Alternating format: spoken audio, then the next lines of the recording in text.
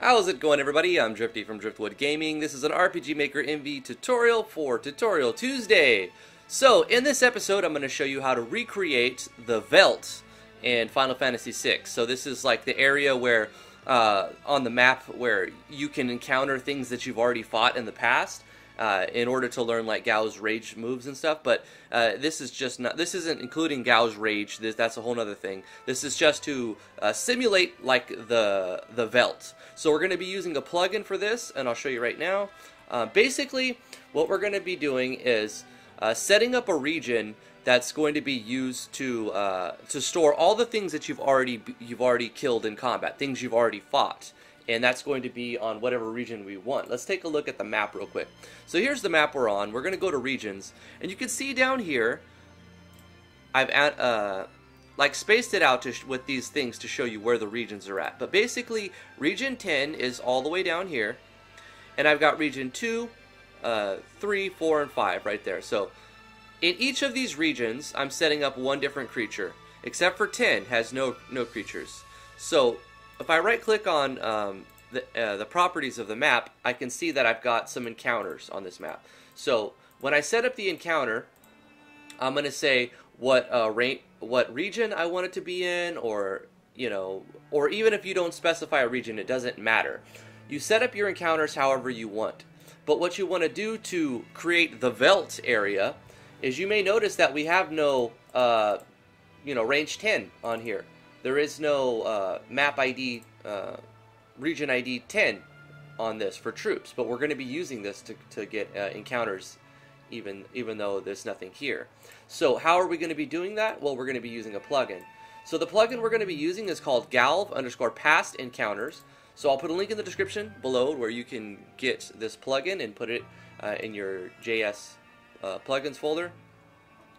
And basically, it's kind of plug and play.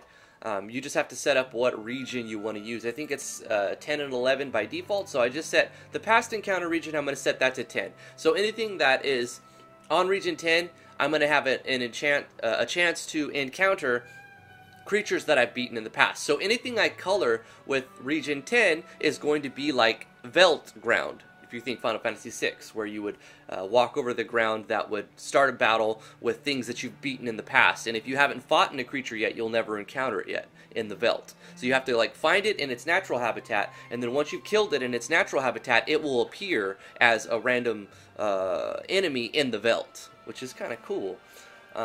Especially if you have parts of your game that you'll never have a chance to go back to. So if the player does kill a couple of those creatures while they're in that area, then they can go to the Veldt area, which is later on in the game. They never go back to the area, but they can still kill the things that were on that area if they fought them when they went through the first time, because of this method, the Veldt method. So anyway, put the plugin in, set your regions to whatever you want. You can do a script call to like manually control it, but it's pretty simple. If you don't want your creature to be able to be fought again, all you have to do is put this note tag "no past" inside the troop event. Add a comment with this tag on the first troop event page if you do not wish that troop to appear in past encounters. So first troop event page, you just put a comment and you put in "no past," and that'll stop that troop from being included into the Veldt area. Script call is galv.pe.getTroop. It's just going to return the troop ID from the past encounter, and you can control that however you want.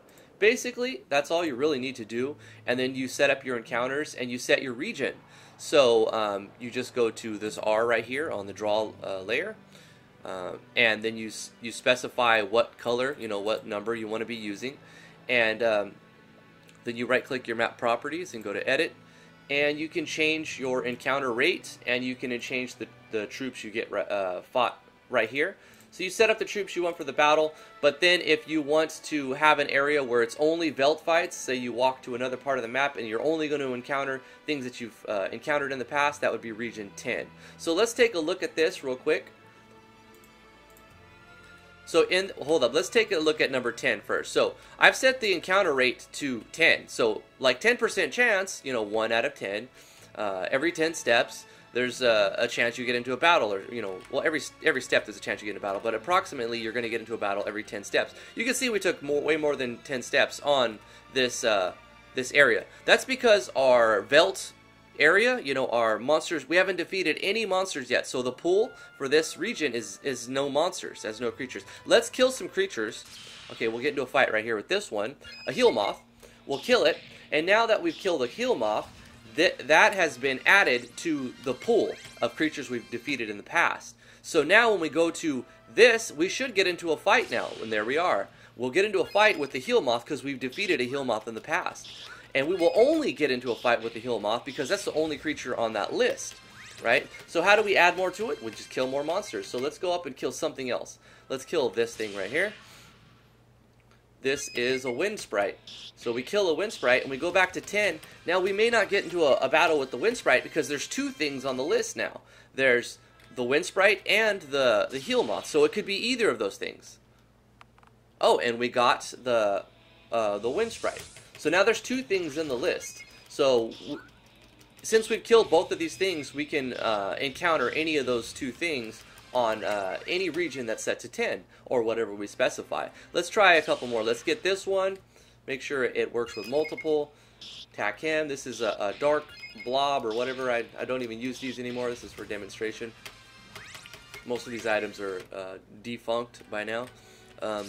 So we should have a chance to encounter that. There we go. Pretty good luck, actually. I'm going to walk back and forth just to make sure that we do encounter the other one still, because it seems like we've encountered something and then it changed and we will only encounter that. I'm going to keep walking back on this one to make sure we get more than just one type of encounter. We do. Okay, so the last one was the dark orb thing, and then we, on region 10, we got into a fight with the dark orb, so we know it was added to the list, and then we stayed on the region 10, and we got into a previous one, so we know that the wind sprite is still on the list. So that's basically it. Anything now, anything that you paint with this region 10 is going to be considered like Veldt ground type, just like how it is in Final Fantasy VI. You get into a counter with the creature, and if you've beat it before, then it will appear inside that set list of monsters, which is really cool. I think it's a pretty cool trick if you want to mimic that sort of thing. A really cool plugin from Valve. He's got a lot of good plugins. Like I said, I'm going to put a link to his website, a link to this plugin in the description below. That's really going to do it for this tutorial. Thank you guys so much for your support on Patreon. I really appreciate it. You guys are awesome for that. Continue to like, favorite, share, subscribe. If you're new to the channel, I have RPG Maker tutorials. Mostly MV tutorials. I only have a few VXAs. I don't really do that anymore. But I've got a lot of RPG Maker MV tutorials. I do first impressions videos on people's games. If you're a game dev and you want to get some feedback for your game, send me a link in the description. I have a link to my Discord. You can jump into the Discord server and then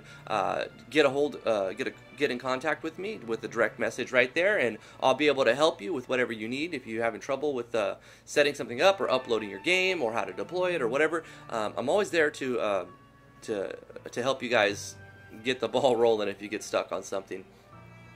And yes, thank you guys so much for everything you've done. I really appreciate all of you guys. Thank you so much for watching. We'll see you guys in the next tutorial. Bye-bye.